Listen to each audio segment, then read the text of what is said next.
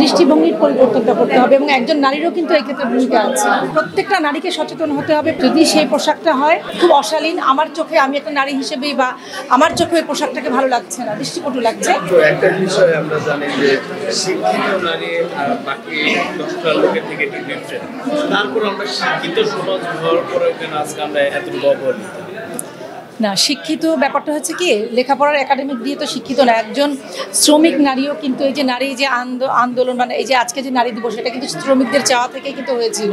তো আমার অধিকারটা আসলে মূল কথা। এবং পরিবারে আমাদের ভেতরে যে অসমতাটা, আমরা মনে করি আমরা যখন ছোটোবেলায় আমার ছেলেকে আমি এক ধরনের ফুড নিউট্রিশন দেওয়ার চেষ্টা করছি, আমার মেয়েকে মনে করছি ও খুব ভালো খাবার না খেলেও চলবে।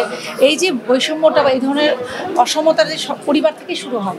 তো শিক্ষাটা আসলে এই যেটা আমি বলতে গেছি, আমাদের যতদিন না প্রকৃত অর্থে শিক্ষার মুক্তি হবে বা অর্থনৈতিক মুক্তি না হবে, শিক্ষিত না হলে তো আমি আমার অধিকার সম্পর্কে সচেতন হব না, আমার দায়িত্ব সম্পর্কেও সচেতন হব না। তো প্রতিটি পরিবারেই আসলে এই শিক্ষাটা দেওয়া উচিত যে একজন শিশু, আমরা জানি যে শিশু ভ্রূণ হত্যা করা হয়, হ্যাঁ, কতটা অমানবিক যে একজন পরিবারে কিন্তু কাঙ্ক্ষিত সন্তান হয় ছেলে, তাই না? আমাদের সমাজে এখনো দৃষ্টিভঙ্গির পরিবর্তনটা করতে হবে এবং একজন নারীরও কিন্তু এই ক্ষেত্রে ভূমিকা আছে। আমি কিন্তু একটা মেয়ে হিসেবে আরেকটা মেয়ের অধিকারকে অনেক সময় খর্ব করি, তাই না? তো সব কিছু মিলিয়ে আসলে আমাদের যে সংগ্রাম এবং অবদান, এটাকে একটা স্বীকৃতি দেওয়ার জন্যই আমি মনে করি যে নারী দিবসের একটা গুরুত্বপূর্ণ ভূমিকা আছে। এবং এখানে আমাদের মতো নারীরা যারা আছেন, আমি বলতে পারি আমরা পিছিয়ে পড়া নারী নই, আমাদের কিন্তু আমাদেরও কিছু দায়িত্ব আছে।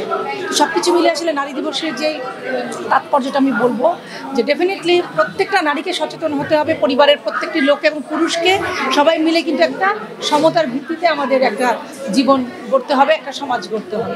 একটু জানতে চাইবো যে আমাদের পোশাকের জন্য কি নারীদের সাথে এই কাজগুলো হচ্ছে কি, আপনার জায়গা থেকে কি মনে হয়? প্রথমত আসলে পোশাককে আমি কখনোই দায়ী করি না, প্রথমত। দ্বিতীয়তও নই, তৃতীয়তও নেই। যদি কোনো একটা 50টা রিজনের একটা হয়, তাহলে আমি বলবো অবশ্যই যদি সেই পোশাকটা হয় খুব অশালীন, আমার চোখে, আমি একটা নারী হিসেবেই বা আমার চোখে ওই পোশাকটাকে ভালো লাগছে না, দৃষ্টিকটু লাগছে, আমরা এটা সবাই বুঝতে পারি।